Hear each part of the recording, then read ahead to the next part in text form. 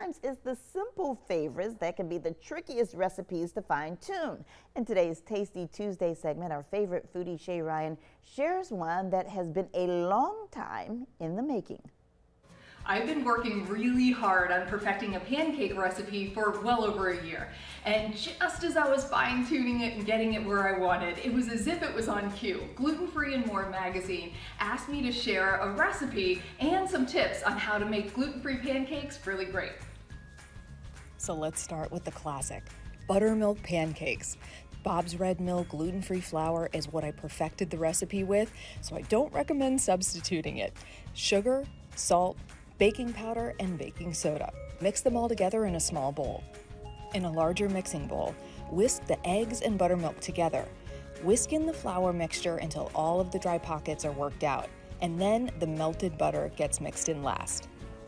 Pour the batter onto a hot griddle, flip when the bottom is nicely browned, and keep going until you're out of batter. I keep the pancakes warm on a sheet pan in a 200-degree oven until we're ready to pile them up, pour on the maple syrup, and dive in. Now, to mix things up, let's make these apple streusel pancakes.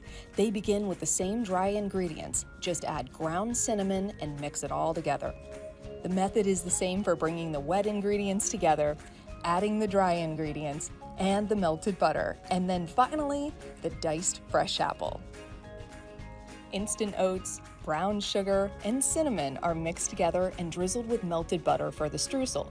Then head over to the hot griddle and ladle out the batter, just like you would with any other pancake. But you're going to sprinkle a tablespoon of the streusel on the wet batter and flip when the bottom is browned. The streusel will caramelize and become crunchy once the pancake is cooked.